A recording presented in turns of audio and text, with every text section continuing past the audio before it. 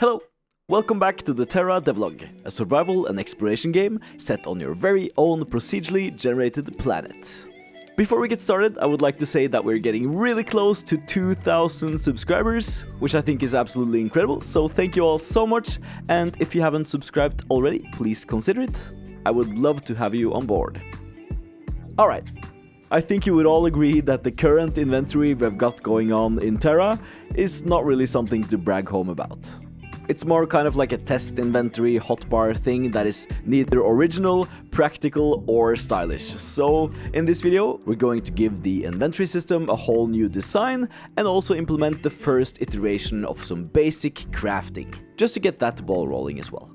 I won't be spending too much time on this first iteration of these systems, as I really would like to get feedback from all of you before implementing something permanent. But this is a start, and it will give you a bit of a better understanding of how I imagine it all working. So yeah, don't be afraid to be critics in the comments below. There are a lot of interesting solutions for inventory systems out there. We have the classic RPG layout, where all your abilities are laid out in front of you, ready for action, usually with a ton of information about everyone and everything you would need for fast-paced action.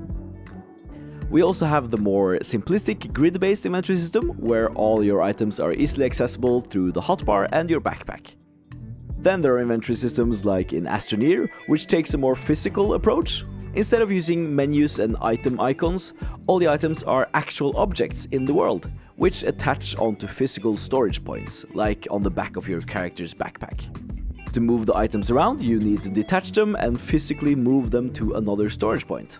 Love it! And then we have the more complicated and minigame-esque spatial inventories, where you basically have to play Tetris with your items to fit them all into your inventory space. Not a fan. There are of course many more inventory systems and designs out there, way too many for me to mention them all in this video. But one common and annoying truth though is that most of them are pretty ugly to look at. They use a lot of screen space and can be pretty distracting when all you want to do is look at all the pretty moves. So one thing I want to try with my inventory design is to make something that won't be all up in your face unless it's actually needed. And one of the games that has solved this pretty cleverly is actually GTA and all the other Rockstar games, where they use a Radial Menu to store all your guns and other spicy accessories. When you're not actively changing your weapon, the menu is nowhere to be seen on the screen, letting you focus on the action and the beautiful streets of Los Santos.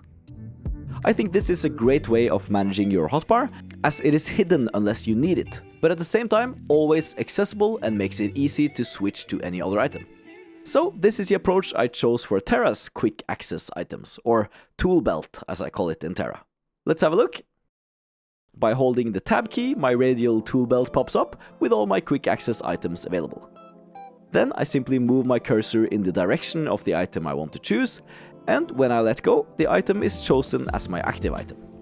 So I can very easily at any time switch to any of my toolbelt items, and when I'm not using it, it's not blocking my view of these magnificent creatures. Let me know what you think of this radial toolbelt kind of solution. If you like it or dislike it, give me some words on why, and I'll use your feedback to further improve it. But we of course need more inventory space than this, so I mocked up a quick design. I decided to go for the classic grid layout inventory, and there's a reason why this grid layout kind of inventory system is the most widely used in games out there. It's practical, easy to understand by anyone, organized, and simple to implement by developers. At a glance, I can see what items I have and how many, without having to scroll through never-ending lists of items and text. And also, it's easy to reorganize your items to your liking. It's a good mix of flexibility and ease of use, which makes it a great choice for almost any type of game. So here's what I came up with for the inventory. What do you think? It's a pretty basic design, but I think it's quite fitting for Terra, but then again, I'm no UI designer, so I would really love your input. Great! Now I can store plenty of items while also being able to access some of the items quickly through a radial toolbelt. A big aspect of Terra and other similar survival/crafting games is of course the crafting aspect, which we haven't really talked much about yet. I have been thinking about the crafting a lot though, and I really want Terra to use specific machines for mostly everything. I dislike having one machine or a crafting station of sorts to make all my recipes. I would much rather make the players go through a bigger process of making the specific machines and struggling a bit to create exactly what they want. This, in the end, will also give the players more flexibility, where everything doesn't have to fit into one simple crafting layout. This means that we can tailor how we make something a lot more specifically, and make the players kind of have to decide and specialize in certain areas more, as not everything is super easily accessible. Also, this approach gives players a better reason to cooperate, as some players can specialize in different areas, and then team up and trade in order to get certain items.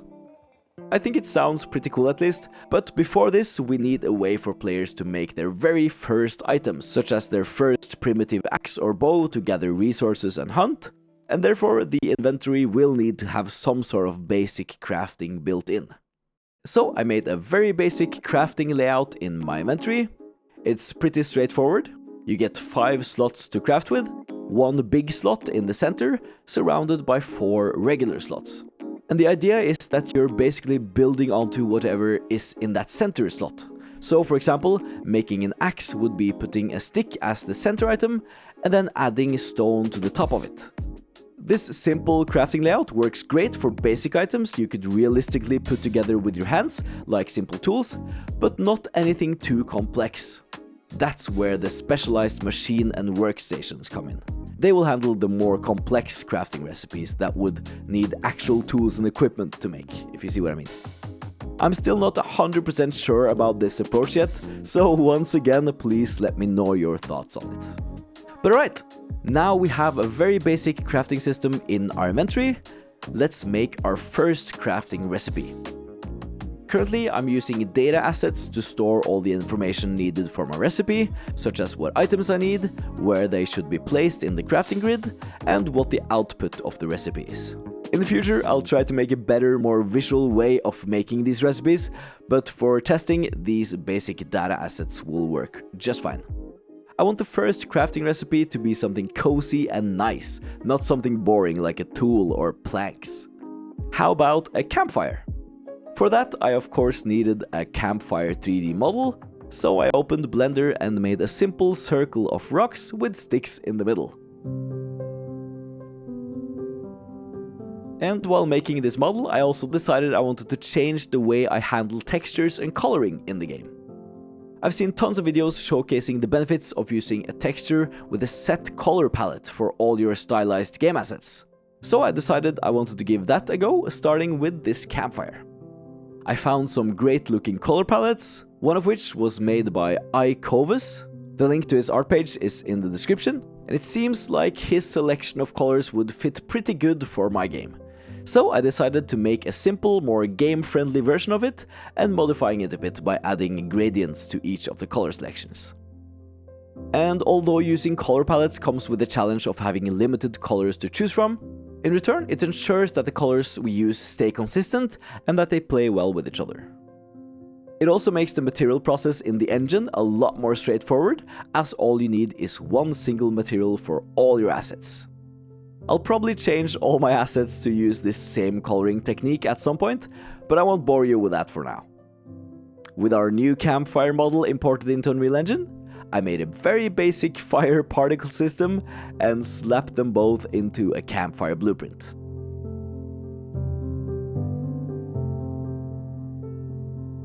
So now we just need a way to make it in the game. So let's get back to the recipe.